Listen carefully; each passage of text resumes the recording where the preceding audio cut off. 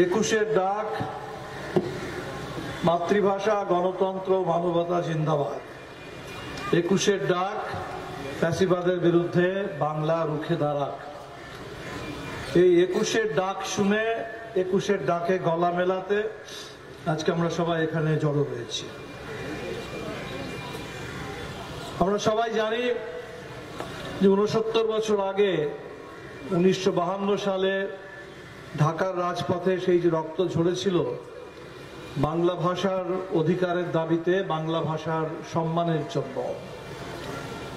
আর সেই ভাষা আন্দোলনের সূত্র ধরেই পরবর্তীকালে বাংলাদেশ, আর আজকে সেই বাংলা ভাষার অধিকার আর সম্মান থেকে শুরু হওয়া আন্দোলন, সেটা আন্তর্জাতিক মাতৃভাষা দিবস। তাই আজকে সমস্ত ভাষা, কারণ ভাষা মানে হচ্ছে ভাব প্রকাশ। গণতন্ত্রের প্রথম কথা হচ্ছে বাক স্বাধীনতা, গণতন্ত্রের প্রথম কথা হচ্ছে মত প্রকাশের স্বাধীনতা। আর এই বাক স্বাধীনতার জন্য, এই মত প্রকাশের স্বাধীনতার জন্য হাতিয়ার হচ্ছে ভাষা। আর তাই ভাষা দিবস, ভাষা মানে গণতন্ত্র। ভাষা মানে ভারতবর্ষের মতো একটি দেশে, ভাষা মানে ভাষা বৈচিত্র্য। যে ভাষা বৈচিত্র্য আমাদের দেশের পরিচয়, যে ভাষা বৈচিত্র্য আমাদের বিরাট বড় সম্পদ। আর এই ভাষা বৈচিত্র্যকে যদি নষ্ট করা হয়, এই দেশের উপরে যদি এক দল, এক ভাষা, এক নেতা, এক আদর্শ, এইটাকে চাপিয়ে দেওয়ার চেষ্টা করা হয়, তাহলে আমাদের এই সুন্দর দেশটা, এই যে নানান ভাষা, নানান মত, নানান ধর্ম, নানা পরিধান, নানা ধরনের খাবার, নানা ধরনের গান, এই যে আমাদের সাংস্কৃতিক বৈচিত্র্য, যে বৈচিত্র্যের মূলে আছে ওই ভাষা বৈচিত্র্য, সেটা কিন্তু শেষ হয়ে গেলে আমার দেশটা শেষ হয়ে যাবে। আর তাই আজকে আমরা এখানে গণতন্ত্রের কথা বলতে, আমরা আজকে আমাদের দেশে যে যুক্তরাষ্ট্রীয় কাঠামো, যে যুক্তরাষ্ট্রীয় কাঠামোটাকে, যে ভাষা বৈচিত্র্যকে, যে আমাদের দেশের যে বিবিধতা, সেটাকে ওই কেন্দ্রে ক্ষমতায় বসে ওই আরএসএস এর এজেন্ডা অনুযায়ী একটা বুলডোজার দিয়ে শেষ করার চেষ্টা হচ্ছে, তার বিরুদ্ধে, এটাই ফ্যাসিবাদ, সেই ফ্যাসিবাদের বিরুদ্ধে রুখে দাঁড়ানোর শপথ নিতে, আহ্বান জানাতে আমরা আজকে সবাই এখানে এসেছি। আমরা এতক্ষণ ধরে কথা বলছি পশ্চিমবাংলায় এবং গোটা দেশ জুড়ে আমাদের সামনে আমাদের গণতন্ত্র বিপন্ন, গণতন্ত্র আক্রান্ত। গণতন্ত্র যদি আক্রান্ত হয়, গণতন্ত্র যদি বিপন্ন হয়, তাহলে আমার মনে হয় প্রতিরোধের একটা বড় নিয়ম হচ্ছে, প্রতিরোধের একটা বড় মাধ্যম হচ্ছে আরো বেশি বেশি করে কথা বলা, আরো বেশি বেশি করে নিজেদের প্রশ্নগুলোকে তুলে ধরে আন্দোলন করা, আরো আরো আরো আরো আন্দোলন করে যারা আন্দোলনকে স্তব্ধ করতে চাইছে, আন্দোলন বিরোধিতা রাজনীতি করছে গোটা দেশের মধ্যে, যারা ভারতবর্ষের গণতন্ত্রকে বিরোধী শূন্য করে দিতে চাইছে, আন্দোলন শূন্য করে দিতে চাইছে, তাদের ওই চক্রান্তকে আমরা আন্দোলনের মধ্য দিয়েই সেটাকে রুখে দেব। তাই আজকে এখানে দাঁড়িয়ে সবার আগে ওই কৃষকের কথা, সবার আগে ওই দিল্লির বুকে যে কৃষকের আন্দোলন, ওটা দিল্লির আন্দোলন নয়, ওটা পাঞ্জাবের আন্দোলন শুধু নয়, ওটা শিখেদের আন্দোলন নয়, ওটা শুধুমাত্র পশ্চিম উত্তরপ্রদেশ আর হরিয়ানা, রাজস্থানের জাটেদের আন্দোলন নয়, ওটা কৃষকের আন্দোলন। ওটা গোটা দেশ জুড়ে সমস্ত কৃষকের, যতটা পাঞ্জাবের কৃষকের আন্দোলন, ততটাই ওটা বাংলারও কৃষকের আন্দোলন। আর এই তেভাগার বাংলায়, এই নকশালবাড়ির বাংলায়, এই সিঙ্গুরের আন্দোলনের বাংলায় দাঁড়িয়ে বাংলার গ্রামে গ্রামে কৃষকের কাছে এই বার্তা পৌঁছে দেওয়া, এটা আমাদের সকলের একটা বিরাট বড় দায়িত্ব। আজকে কৃষক লড়ছে গোটা দেশ জুড়ে, আর ওই লড়াইয়ের মধ্যে কত বড় শক্তি আছে সেটা আমরা দেখতে পাচ্ছি। আমরা সবাই ভাবছি যে বিজেপির সরকার, তাকে অনেক সময় নির্বাচনে হারানো যাচ্ছে না, এত দাপট, এত ক্ষমতা, এত রকমের কালা আইন, ইউএপিএ, সিডিশন, কত রকমের আইন, কত পয়সা পশ্চিমবাংলাকে মনে হচ্ছে কিনে নেবে। এই যে ক্ষমতার দাপট, কৌশিক সেন বলছিলেন যে ক্ষমতার সঙ্গে কোনো আপোষ নয়, অবশ্যই ক্ষমতার সঙ্গে আপোষ নয়, কিন্তু ক্ষমতার এই দাপটের বিরুদ্ধে কি করে লড়তে হয় সেটা কিন্তু ওই কৃষকরা দেখিয়ে দিয়েছেন। কত রকমের কৃষক সংগঠন, কিন্তু সমস্ত রকমের কৃষক সংগঠন মিলে আন্দোলন একটা লক্ষ্য, ওই তিনটে কৃষি আইন কৃষকের নাম করে, ওই আদানি আর আম্বানির স্বার্থের যে আইনটা কৃষকের নাম করে আমাদের চাপিয়ে দেওয়া হলো, ওই আইনগুলোকে প্রত্যাহার করতে হবে। আমরা দেখলাম নরেন্দ্র মোদী কি কথা বললেন লোকসভায়, কি কথা বললেন রাজ্যসভায়। শুধু ব্যঙ্গ করেননি, তিনি একটা কথা বলেছেন, রাজ্যসভায় ব্যঙ্গ করলেন, বললেন আন্দোলনজীবী, পরজীবী, অনেক কিছু বললেন। লোকসভায় এসে বললেন কৃষক আন্দোলনটা তো পবিত্র, কিন্তু কৃষক আন্দোলনে রাজনৈতিক বন্দীদের মুক্তির দাবি কেন উঠছে? তার মানে কৃষক যদি রাজনৈতিক বন্দীদের মুক্তির কথা তোলে, তাহলে এই পবিত্র আন্দোলনটা এবার অপবিত্র হয়ে গেল। কৃষক কেন তুলবে না? ওই কৃষক আন্দোলনের রিপোর্ট করতে গিয়ে সাংবাদিক মনদীপ পুনিয়া, তাকে যদি জেলে বন্ধ করা হয়, তাহলে কৃষক কেন সেই সাংবাদিকের মুক্তির দাবি করবে না? ওই কৃষক আন্দোলনে টুইট করতে গিয়ে সেখানে যদি আমাদের পরিবেশ কর্মী দিশা রবি, তাকে যদি সিডিশন অ্যাক্টে জেলে বন্ধ করা হয়, তাহলে কৃষক কেন বলবে না সিডিশন অ্যাক্টটাকেও ছুড়ে দাও, তুমি কৃষি আইনের সাথে সাথে ওই সিডিশন অ্যাক্টকেও বাতিল করে দাও? কৃষক বলবে। এটাই হচ্ছে গণতন্ত্র। নিজের কথা বলা, জোরের সঙ্গে বলা, অন্যের কথা শোনা, অন্যের কথাটাও বলা, সবাই মিলে সকলের কথা বলা, সবাই মিলে সকলের কথা যদি আমরা বলতে পারি, এটাই হচ্ছে 21-এর ডাক, যে আমাদের যে দাবি সনদ নিয়ে আমরা আজকে পশ্চিমবাংলায় করতে চাইছি, যে এই নির্বাচনটা হচ্ছে পশ্চিমবাংলায় আসছে, সেই নির্বাচনে কোন কথাগুলো বলা হবে। আজকে বিজেপি কি বলছে? নির্বাচনের এজেন্ডা কি? জয় শ্রীরাম। এটা হতে পারে? এটা হতে পারে ভারতবর্ষের মতো বহু ধর্মের একটা দেশে, সেখানে আমি হিন্দু তাই আমাকে ভোট দাও, আমি জয় শ্রীরাম বলি তাই আমাকে ভোট দাও?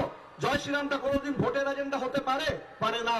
আজকে পশ্চিমবাংলায় দাঁড়িয়ে আমাদের জোরের সঙ্গে এটা বলতে হবে, কে বেশি হিন্দু কে কম হিন্দু এটা কোনো প্রশ্ন নয়, এটা ধর্মের ব্যাপার, ব্যক্তিগত ব্যাপার। ওটাকে ঘরের মধ্যে রাখুন, রাজনীতিতে এসে রাজনীতির কথা বলুন, জনগণের কথা বলুন, আমাদের বেঁচে থাকার দাবির কথা বলুন, এখানে এসে ধর্মের কথা বলবেন না। এই ধর্ম আর রাজনীতিকে মেলাবেন না, যেটা সুভাষ বোস তখন বলে গিয়েছিলেন। আজকে সুভাষ বোসের জন্মদিনে দাঁড়িয়ে, 125তম জন্মদিনে দাঁড়িয়ে তখন জয় শ্রীরামের কথা হচ্ছে। আজকে এই নির্বাচনে দাঁড়িয়ে আমাদের যেটা বলতে হবে, যে বিজেপি যাদের কাছে কিচ্ছু নেই, কিচ্ছু নেই। ভারতবর্ষের স্বাধীনতা আন্দোলনে তাদের একটা কোনো মানুষ ছিল না, একজনও নেতা ওদের ছিল না যারা স্বাধীনতা আন্দোলন একটা সাভারকারের কথা বলে। সাভারকারকে গোটা দেশ জানে, তিনি বারবার সেখানে মুচলেখা দিয়ে, বারবার সেখানে ক্ষমা চেয়ে এখান থেকে বেরিয়ে এসছেন, ইংরেজদের কথা দিয়েছেন আমি আর স্বাধীনতার আন্দোলন করব না। সেই বিজেপি আজকে ভারতবর্ষের পশ্চিম বাংলায় একের পর এক আমাদের স্বাধীনতা সংগ্রামী, সেই সমস্ত স্বাধীনতা সংগ্রামীদের নিয়ে ছেলে খেলা, সেই সমস্ত স্বাধীনতা সংগ্রামীদেরকে দলীয় সম্পত্তিতে পরিণত করা, পশ্চিম বাংলার এত দীর্ঘদিনের সাংস্কৃতিক ঐতিহ্য, আমাদের এই বিরাট সাংস্কৃতিক ঐতিহ্য উত্তরাধিকার, সেখানে এসে রবীন্দ্রনাথ থেকে শুরু করে বিদ্যাসাগর থেকে শুরু করে বাংলার মনীষীদেরকে নিয়ে ছেলে খেলা করা, বাংলার মনীষীদেরকে নিয়ে তারা কি তৃণমূলের কর্মী নাকি ভাঙিয়ে নিয়ে চলে যাব? বাংলার মনীষীরা তারা কেউ রাজনৈতিক দলের নন, তাদেরকে ওভাবে কিনে নেওয়া যাবে না, তাদেরকে দলীয় সম্পত্তিতে পরিণত করা যাবে না। তাহলে আজকে এইটা আমাদের জোরের সাথে বলতে হবে, ওই বাংলার মনীষীদের নিয়ে ছেলে খেলা বন্ধ করো, কাজের কথা বলো। কাজের কথাটা কি? আজকে আমরা এখানে সবাই যারা আন্দোলনের কর্মী আমরা এসেছি, আলাদা আলাদা দাবি। ঋণ মুক্তি কমিটির বোনেরা এখানে এসছেন ঋণ মুক্তির দাবি নিয়ে। আমরা দেখলাম লোকসভাতে নরেন্দ্র মোদী বললেন এই ঋণ মুক্তির দাবিটা, এটা তো নির্বাচনে কিছু কিছু ওই ঋণ মুক্তির কথা বলা হয়, ওটা তো নির্বাচনের ব্যাপার। নির্বাচনের ব্যাপার? এটা নির্বাচনের ব্যাপার ঋণ মুক্তি কথাটা? এটা বেঁচে থাকার ব্যাপার, এটা প্রতিদিনের ব্যাপার। নির্বাচন তো 5 বছর পরে আসে চলে যায়, এটা প্রতিদিনের জীবনের ব্যাপার। যে কথাটা উনি বললেন না, বললেন যে বড় কৃষকরা প্রচুর লোন নিয়ে বসে থাকে। উনি বললেন না যে বড় পুঁজিপতিরা যারা সব থেকে বেশি লক্ষ লক্ষ কোটি কোটি টাকা আমাদের ব্যাংকগুলো থেকে লোন নিয়ে পালিয়ে গেছে, তাদের কথা একবারও বললেন না। বললেন না যে আজকে ওর সরকার যারা এতদিন লোন নিয়ে পালিয়ে যাচ্ছিল, এবার সরকার নতুন নিয়ম করছে, তোমাকে শুধু আর লোন নিতে হবে না, পুরো ব্যাংকটাই তোমাকে দিয়ে দিচ্ছি। ওই আদানি আম্বানি থেকে শুরু করে বড় পুঁজিপতিদের হাতে ব্যাংকগুলো তুলে দেওয়া হবে, বেসরকারীকরণ করা হবে। এত বড় চক্রান্তের কথা তিনি বললেন না, বড় কৃষকের কথা বললেন। আর বললেন যে বড় কৃষক নাকি ছোট কৃষকের সব থেকে বড় শত্রু। ছোট কৃষক যদি লোন না পেয়ে থাকে, তাহলে সরকার কেন দিচ্ছে না তাকে লোন? ছোট কৃষক যদি অনুদান না পায়, তাহলে সরকার কেন দিচ্ছে না? ছোট ঋণ যাদের কাছে আছে, এই ঋণ মুক্তি কমিটিতে আমরা মাইক্রো ফিন্যান্সের ঋণের কথা তুলেছি। ওই বন্ধন ব্যাংক, উজ্জীবন থেকে শুরু করে বিভিন্ন ছোট ছোট গুলো 20,000 টাকা, 30,000 টাকা, 40,000 টাকা ঋণ দিয়ে, ঋণটা ছোট কিন্তু জুলুমটা অনেক বড়। ছোট ঋণ কিন্তু ছোট ঋণের উপরে বিরাট বড় একটা চাপ সৃষ্টি করা হচ্ছে আমাদের গ্রাম বাংলায়, আমাদের বোনেদের উপরে। এই ঋণ মুক্তির দাবি, এই ঋণ মুক্তির কথা তিনি কেন ঘোষণা করলেন না? আজকে উনি কৃষক সম্মানের নাম করে বলছেন আমি কৃষকদের সম্মান করি। কিভাবে সম্মান করেন? মাসে 500 টাকা দিয়ে, মাসে 500 টাকা, বছরে 6,000 টাকা। সব কৃষক পাচ্ছে না। কে কে পাচ্ছে? যে জমি আছে যার, তার। যার জমি নেই, যার জমি নেই কিন্তু লিজে জমি নিয়ে চাষ করে, সেই লিজ চাষি, সেই ভাগ চাষি, সে কি পাবে না সেই সম্মান? তোমার এই 500 টাকা, বছরে 6,000 টাকার সম্মান সে পাবে না? সে কৃষক না। আজকে এত বড় একটা মিথ্যে কথা বলে এসে বলে যাচ্ছে আমাদের ভোট দাও, তাহলে 6,000 6,000 6,000 করে 18,000 টাকা গুনে গুনে তোমার ব্যাংকে তুলে দেবো, আমাকে ভোট দাও আর 18,000 টাকা নাও। 15 লাখ টাকার কথা বলেছিল, 15 লাখ টাকার কথা বলে 2014-তে এসেছিল। আজকে আবার দেখছিলাম এবার ভ্যালেন্টাইন্স ডেতে সবাই মজা করে বলছে যে নরেন ওই 15 লাখ টাকার প্রতিশ্রুতি দিয়েছিলি, ওই 15 লাখ টাকাটা এবার দে। 15 লাখ টাকার জুমলার পরে আজকে 18,000 টাকার ঘুষ দেখানোর কথা বলে পশ্চিমবাংলা কেনার চেষ্টা করছে। আজকে এখানে আমাদের সামনে যে কাজের দাবির আন্দোলন, এই যে মইদুল সেদিনকে শহীদ হলেন, অদ্ভুত আমাদের দুর্ভাগ্য, গোটা দেশ জুড়ে, গোটা পশ্চিমবাংলা। 66-তে নুরুল শহীদ হয়েছিলেন খাদ্যের দাবিতে। 66-তে নুরুল আর 21-এ মইদুল। তখন খাদ্যের দাবি, আজকে কাজের দাবি। নুরুল, মইদুল এরা সমানে প্রাণ দিয়ে যাচ্ছেন খাদ্যের দাবিতে, কাজের দাবিতে, শিক্ষার দাবিতে। যে কাজ যেগুলো আমাদের মৌলিক অধিকার হওয়া উচিত, যেটার জন্য লড়াই করার দরকার হওয়া উচিত না, যে খাদ্যের অধিকার, যে কাজের অধিকার, যে আমাদের শিক্ষার অধিকার, স্বাস্থ্যের অধিকার, সেগুলোর জন্য কিন্তু আমাদের আজকে লড়তে হচ্ছে। আর লড়তে গেলে লাঠি গুলি তার মোকাবিলা করতে হচ্ছে, শহীদ হতে হচ্ছে। এই সমস্ত শহীদদের সম্মান জানাই, এই সমস্ত শহীদদের সালাম করি। আর এই যে শহীদের রক্ত, আমরা যখন বলি শহীদের রক্ত হবে না তো ব্যর্থ, আমরা দেখেছি বাংলার ওই 52 সালের ভাষা শহীদ ঢাকার, সেই ভাষা শহীদের রক্ত ব্যর্থ হয়নি। সেই লড়াই থেকে স্বাধীনতা হয়েছে, সেই লড়াই থেকে আজকে পৃথিবীর রয়ে লোকে লড়ছে বিভিন্ন ভাষার দাবিতে।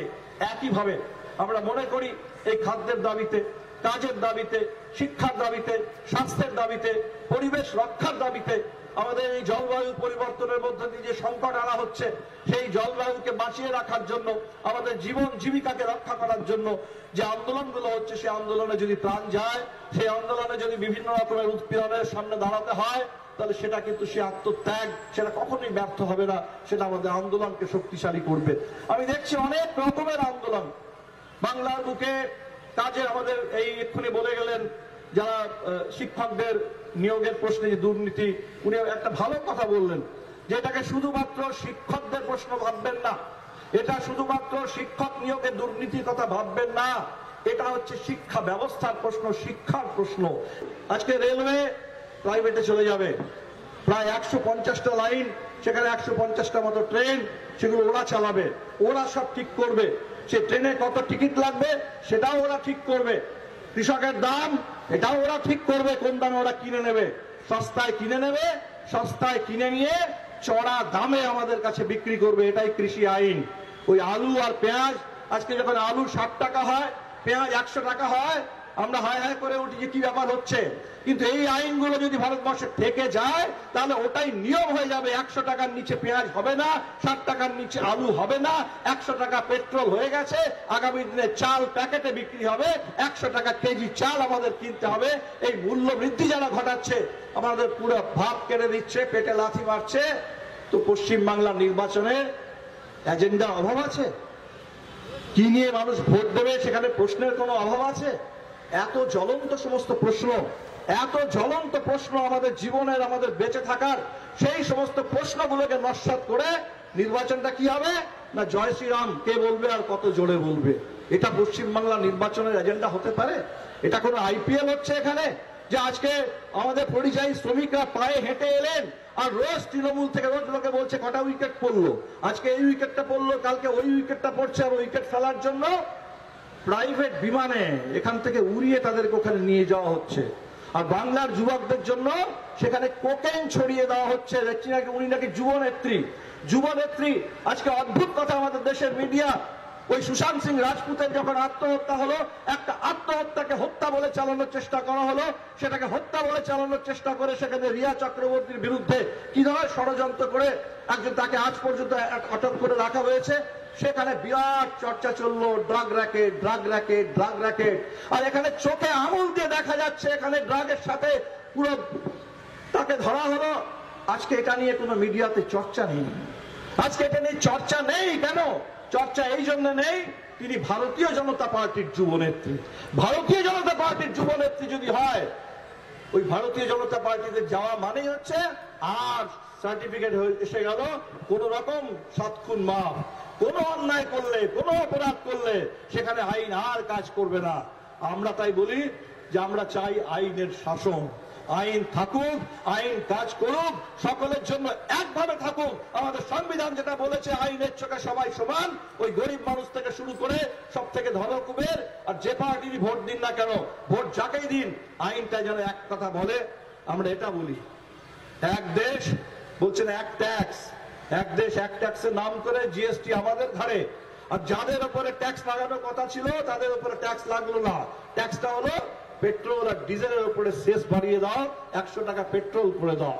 ওই এক দেশ এক ট্যাক্সের নাম করে গরিবের পেট কাটা, পেটে লাথি মারা, পকেট কাটা, কিন্তু এক আইন হচ্ছে না, এক নাগরিকত্ব হচ্ছে না। আমি এই কথাটা বলি শেষ করব। আমাদের বাংলার জন্য সব থেকে গুরুত্বপূর্ণ, আমরা ভাষা নিয়ে গর্ব করি, বাংলা ভাষা থেকে বাংলাদেশ হয়েছে। পৃথিবীর বুকে বাংলা ভাষা আন্তর্জাতিক একটা ভাষা হিসেবে স্বীকৃত, আমাদের গর্বের কথা।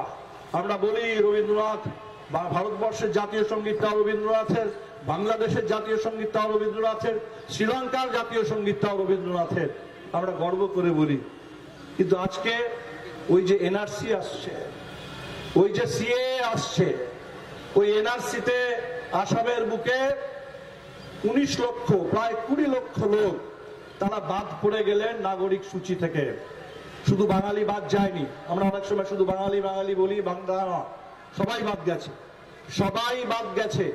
যারা অসমিয়া বলেন তারাও বাদ গেছে, যারা বাংলা বলেন তারাও বাদ গেছে, যারা হিন্দি বলে তারাও বাদ গেছে, যারা নেপালি বলে তারাও বাদ গেছে, যারা আদিবাসী ভাষা বলে তারাও বাদ গেছে।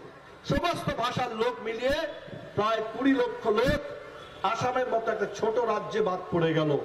আসাম ছোট রাজ্য, 126টা এমএলএ আছে, পশ্চিমবাংলায় 294টা। আসামে মাত্র 14 জন এমপি আছে, পশ্চিমবাংলায় 42টা। আসামে যদি 20 লক্ষ বাদ যায়, তাহলে বাংলা এনআরসি হলে কত বাদ যাবে? ওরা তো টার্গেট নিয়ে চলছে, কেউ বলে 1 কোটি বাদ দিয়ে দাও, কেউ বলে 2 কোটি বাদ দিয়ে দাও, এটা বলছে। তাহলে এই যদি আবার পশ্চিমবাংলার বুকে আমাদেরকে নাগরিকত্বের অধিকার কেড়ে নেওয়া হয়, নাগরিকত্ব অধিকার কেড়ে নেওয়া মানে আমাদের সব অধিকার কেড়ে নেওয়া, সবকিছু উল্টে দিচ্ছে। আমরা ভোট দিই, আমরা নাগরিক, তাই আমরা ভোট দিই। আর আমাদের ভোটে নির্বাচিত হয়ে জনগণ সরকারকে নির্বাচিত করত। এখন এমন একটা ব্যবস্থা হচ্ছে যে সরকার নাকি এবার জনগণকে নির্বাচিত করবে, সরকার এবার জনগণকে বেছে নেবে যে তুমি ঠিক মতো জনগণ, তুমি নাগরিক আর তুমি নাগরিক না। এইটা যদি ঠিক করার একটা লাইসেন্স সরকার পেয়ে যায়, তাহলে কিন্তু গরিব মানুষের জন্য, কারণ যারা বাদ গেছে আসামে তাদের অধিকাংশই ভাষা আলাদা হতে পারে, কিন্তু অধিকাংশই হচ্ছে গরিব মানুষ যে কাগজ দেখাতে পারেনি। ওই কাগজের কথা বলে তাকে বাদ দিয়ে দেওয়া হচ্ছে, আমরা কিন্তু বাদ যাব। আর কি হবে? ওই যে ধর্ম ওই হিন্দু আর মুসলিমের মধ্যে জুড়ে দিয়েছে, তো আমাদের জন্য কিন্তু বড় মুশকিল। বিহারের লোকের থেকে বাংলার লোকের জন্য বড় মুশকিল, গুজরাটের লোক আর মহারাষ্ট্রের থেকে কিন্তু বাংলার লোক বড় মুশকিল। কেন মুশকিল? মারাঠি যে বলে তাকে কেউ বলতে পারবে না তুমি পাকিস্তান থেকে এসছো আর বাংলাদেশ থেকে এসছো। গুজরাটি যে বলে তাকে কেউ বলতে পারবে না যে তুমি পাকিস্তান থেকে এসছো, তুমি বাংলাদেশ থেকে এসছো। কিন্তু আমরা যারা বাংলা বলি, আমাদেরকে বাংলা ভাষী আর বাংলাদেশী এই দুটোকে মিলিয়ে দেওয়া, গুলিয়ে দেওয়া, ঘেঁটে দেওয়া, এটা কিন্তু একদম সোজা, একদম কঠিন না। আর তাই আমাদের যে পরিযায়ী শ্রমিক, তারা আমরা সরকারের বঞ্চনা দেখেছি, সরকারের নিষ্ঠুর শ্রমিকদের প্রতি নিষ্ঠুর আচরণ দেখেছি, পায়ে হেঁটে আমাদের ঘরে ফিরতে হয়েছে। কিন্তু যদি ওই লকডাউনের সাথে এনআরসিটা জুড়ে যায়, যদি আমরা এটা মেনে নিই যে নাগরিকত্বের সাথে ধর্মের একটা যোগাযোগ আছে, ওখানে হিন্দু মুসলিমটা দেখো, তাহলে কিন্তু আগামী দিনে বাংলার শ্রমিক যারাই বাইরে কাজ করতে যান, মহারাষ্ট্রে যান, গুজরাটে যান, হরিয়ানায় যান, দিল্লিতে যান, দক্ষিণে যান, বাংলায় কথা বললেই হঠাৎ করে কিন্তু ওখানে কখনো কোনো বজরং দল এসে বলে দেবে, একটা বাংলাদেশিকে দেখলাম, এই বাংলাদেশিটাকে ধরে এখান থেকে ফেরত পাঠিয়ে দাও।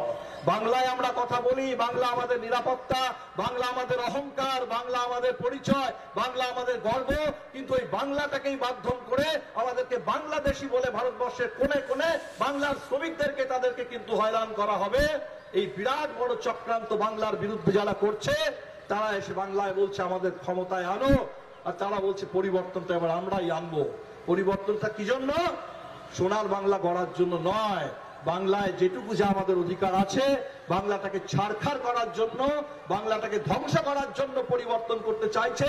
যারা পরিবর্তনের নাম করে বাংলাকে ধ্বংস করতে চাইবে, আজকে এই 21-এর ডাক আমরা এখান থেকে সংকল্প নিয়ে যাচ্ছি, শপথ নিয়ে যাচ্ছি, ওদের ধ্বংস করতে দেব না। এই ধ্বংসের বিরুদ্ধে সৃষ্টির ডাক দিয়ে আমরা এখান থেকে যাচ্ছি, এই বিপর্যয়ের বিরুদ্ধে আমরা জীবনের নিরাপত্তার কথা বলে আমরা এখান থেকে যাচ্ছি। আমার খুব ভালো লাগছে যে আজকে পশ্চিম বাংলার বিভিন্ন প্রান্ত থেকে, এমনকি আমাদের উত্তর বাংলা থেকেও, চা বাগান থেকেও সীমন্তী এখানে এসছেন, চা বাগানের শ্রমিক থেকে শুরু করে আমাদের বিভিন্ন জায়গায়, কেউ এনআরজি নিয়ে কাজ করেন, কেউ মিড ডে মিলে কাজ করেন, সমস্ত রকমের মানুষ আমরা এখানে জমা হয়েছি আমাদের কথা বলতে, আমাদের নিরাপত্তা, আমাদের অধিকার, আমাদের সম্মান, আমাদের গণতন্ত্র, আমাদের এই বাংলা। এই বাংলা সকলের বাংলা।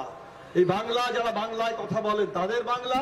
এই বাংলা যারা বাংলার বুকে আদিবাসী ভাষা, সে সাঁওতালি ভাষা হতে পারে, মুন্ডারি হতে পারে, বিভিন্ন আদিবাসী ভাষা এবং সংস্কৃতি অধিকারের জন্য যারা লড়াই করছেন সেই আদিবাসীদের বাংলা। এই বাংলা যারা নেপালিতে কথা বলেন তাদের বাংলা। এই বাংলা যারা ভিন রাজ্য থেকে বিভিন্ন সময়ে, আজকে বা এক প্রজন্ম, দু প্রজন্ম, তিন প্রজন্ম আগে এসে বাংলার বুকে যারা ঘাম ঝরাচ্ছেন, বাংলার বুকে যারা পরিশ্রম করছেন, ওই সমস্ত রকমের যারা অসংগঠিত শ্রমিকের কাজ করছেন, শিল্পে কাজ করছেন, ওই সমস্ত হিন্দি ভাষী, তাদেরও বাংলা। সমস্ত ভাষা মাতৃভাষা দিবসে সকলকে অভিনন্দন জানাই, সকলকে শুভেচ্ছা জানাই। আর আগামী দিনগুলোতে এই যে চক্রান্ত আসছে, 21-এর ডাক, আমাদের জেগে থাকতে হবে। আমরা যদি ঘুমিয়ে পড়ি তাহলে কিন্তু সব লুট হয়ে যাবে, ঘুমোলে চলবে না, জেগে থাকতে হবে। জেগে থাকা মানুষ সে কিন্তু ওই বাড়িতে চোর ঢুকলে, ডাকাত পড়লে সে কিন্তু সেখানে আটকে দিতে পারে। বিরাট বড় বিপর্যয়, বিরাট বড় চক্রান্ত। আমরা আসুন সবাই মিলে জেগে থাকি, একে অপরকে জাগিয়ে রাখি। সবাই মিলে যদি জেগে থাকি, সবাই মিলে যদি জোরে কথা বলি, সবাই মিলে যদি প্রতিবাদ করি, সবাই মিলে যদি হাতে হাত দিয়ে, কাঁধে কাঁধ মিলিয়ে, পায়ে পা মিলিয়ে লড়াই করতে পারি, তাহলে অবশ্যই এই বাংলার বুকে ওই 77-এ কি হয়েছিল, সব থেকে বড় জরুরি অবস্থার সময় গোটা দেশে 19 মাসের জরুরি অবস্থা ছিল। কিন্তু পশ্চিম বাংলার বুকে শুধু 19 মাসের জরুরি অবস্থা ছিল না, পশ্চিম বাংলার বুকে তখন সিদ্ধার্থ শঙ্কর রায়, রুনু গুহ নিয়োগী, তাদের পুলিশ রাজ্য আমরা দেখেছি। সেই কাশীপুর, বরানগরের গণহত্যা তখন আমরা দেখেছি। সেই সময়কার বাংলা, সেই বাংলায় যেটা কৌশিক এখন বলছিলেন যে ওটা একটা কম ফ্যাসিবাদ ছিল না, ওটাও অনেকে বলেন আধা ফ্যাসিবাদ, আধা বলুন আর সিকি বলুন আর পুরোটাই বলুন, যে ফ্যাসিবাদটা ছিল তখন 70 দশকে বাংলায়, সেটাকে কিন্তু বাংলা রুখে দিয়েছিল। বাংলা রুখে দিয়ে 77 সালে প্রমাণ করেছিল বাংলা জানে কি করে রুখে দিতে হয়। তাই এবারেও 2021-এও বাংলা যেন রুখে দিতে পারে, আমরা তাই সেই রুখে দেওয়ার জন্য সবাই জেগে থাকবো। আপনাদের সকলকে সংগ্রামী অভিনন্দন, সবাই ভালো থাকবেন। আর এই 21-এর ডাক, এই বার্তা বাংলার গ্রামে গ্রামে ছড়িয়ে দিন। বাংলার বুকে সমস্ত কৃষক যেন জানতে পারে ওই কৃষি আইনের বিরুদ্ধে লড়াইটা কেন হচ্ছে, লড়াইটা কেন জরুরি। বাংলার সমস্ত যুব ছাত্র তারা যেন জানতে পারে যে ওই যে মহিদুলের যে আত্মত্যাগ, মহিদুলের যে রক্ত, ওটা শুধুমাত্র একটা নির্বাচনের জন্য নয়, ওটা হচ্ছে আমাদের কাজের অধিকার, আমাদের সম্মান, আমাদের নিরাপত্তা। তার জন্য বাংলার কোণে কোণে এই বার্তা আপনারা পৌঁছে দেবেন। আপনাদের সকলকে সংগ্রামী অভিনন্দন। ইনকিলাব জিন্দাবাদ।